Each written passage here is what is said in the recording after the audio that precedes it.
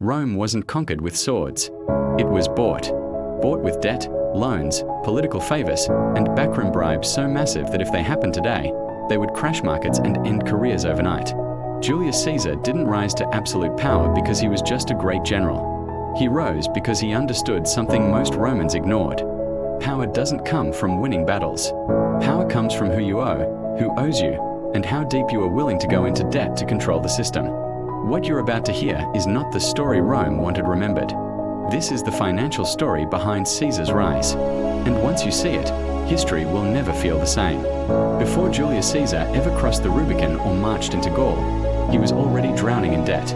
Not normal debt, political debt, dangerous debt, the kind that could destroy a man before he ever reached power.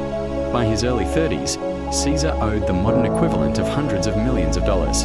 He borrowed to fund elections, to buy influence, to host public games, to bribe voters, and to build a public image that screamed generosity while hiding financial desperation. Rome didn't have campaign finance laws.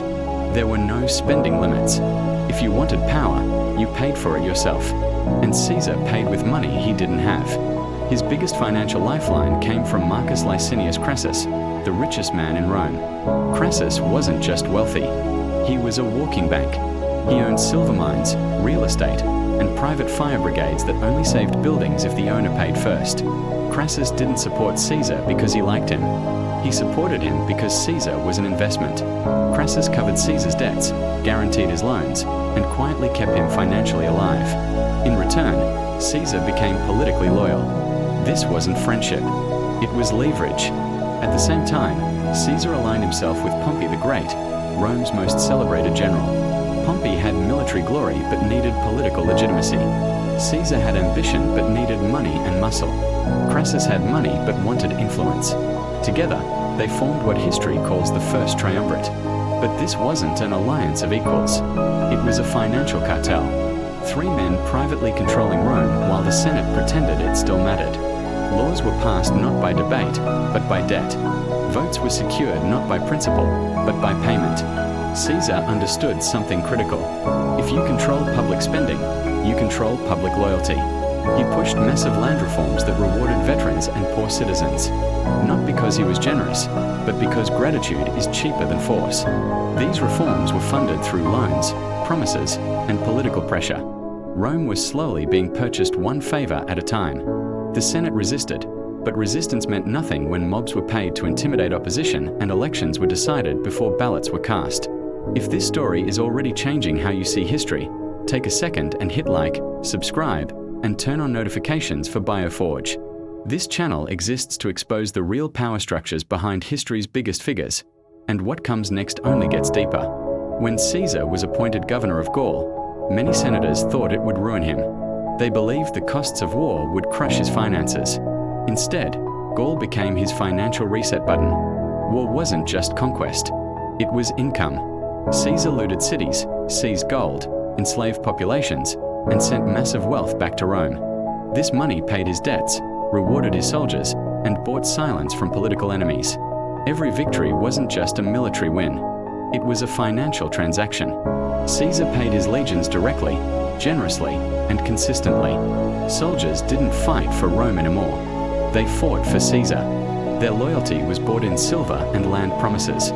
This was revolutionary. Roman armies had traditionally been loyal to the state. Caesar turned them into a private financial network tied to his survival. If he fell, they lost everything. So they made sure he didn't fall. Meanwhile, back in Rome, his enemies tried to cut off his power by attacking his legality, not his popularity. They knew they couldn't outspend him or outbribe him, so they used debt against him. They demanded he return to Rome without his army, knowing that once stripped of military protection, his political enemies would destroy him financially and legally. Caesar saw the trap clearly. He was facing bankruptcy of power.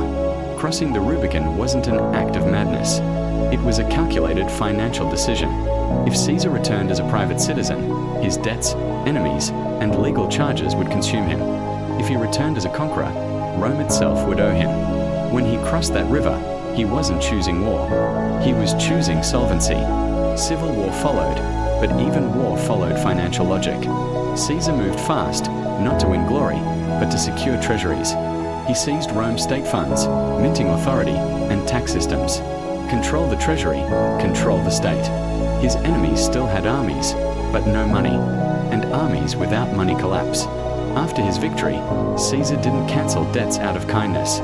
He restructured them. Creditors got paid, but on Caesar's terms. Debtors were protected, but only if loyal. This created a nation financially dependent on one man. Senators owed him. Citizens owed him. Soldiers owed him. Rome was no longer a republic of laws. It was a balance sheet with Caesar at the top. He staged public games, cancelled interest, distributed land, and forgave taxes. These weren't populist gestures. They were investments. Each act increased loyalty and reduced opposition. Assassinating Caesar didn't restore the republic because the system itself had already been financially captured. The debt networks survive him. Even after his death, his model lived on. Augustus perfected it. Emperors would rule Rome not by debate, but by controlling money, debt, and loyalty. The sword enforced power, but money decided who held it. That's the uncomfortable truth. Julius Caesar didn't destroy the Roman Republic with violence alone. He exploited its financial weaknesses. He bought loyalty when tradition failed. He used debt as a weapon when laws lost power. Rome didn't fall because of ambition. It fell because money moved faster than morality. And if you think this story is ancient history, look around.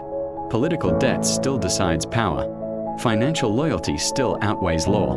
The names change, but the system doesn't. If you found value in this breakdown, make sure to like, comment your thoughts, and share this video with someone who loves history but wants the truth behind it. This is BioForge, where history isn't glorified, it's exposed.